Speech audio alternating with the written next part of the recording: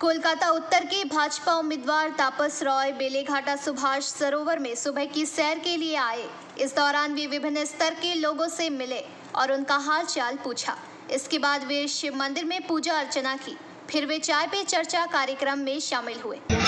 বেশ কিছু তদন্ত চলছে এবং সেগুলো উচ্চ ন্যায়ালয় এবং সর্বোচ্চ ন্যায়ালয়ের নির্দেশে, সুতরাং সেখানে তদন্তে কি বেরিয়ে আসবে, কি হবে না হবে এবং এই তদন্তকারী সংস্থাগুলি কি করবেন না করবেন, একেবারেই সেটা কোর্ট মনিটর্ড তদন্ত সাপেক্ষ।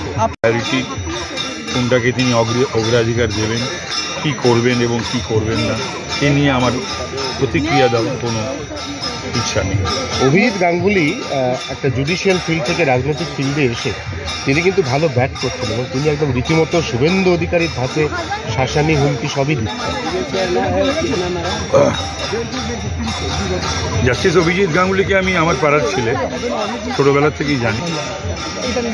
ইডি তো গেছিলই তাকে অ্যারেস্ট করতে বা তার জবানবন্দি নিতে বা সার্চ করতে, তো সুতরাং ইডি তাদের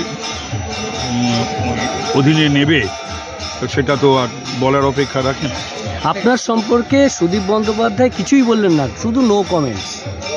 না, আমি খুশি হব নো কমেন্টস আর এনি কমেন্টস।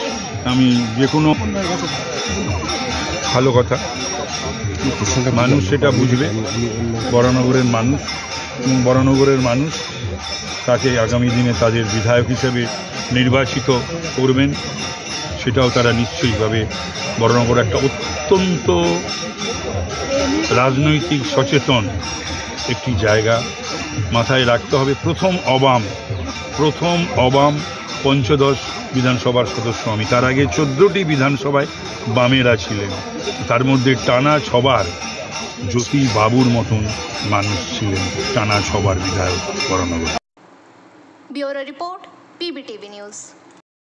नियमित अपडेट एवं दुनिया भर की ताज़ा खबरों के लिए हमारे फेसबुक पेज को फॉलो एवं यूट्यूब चैनल को सब्सक्राइब करें।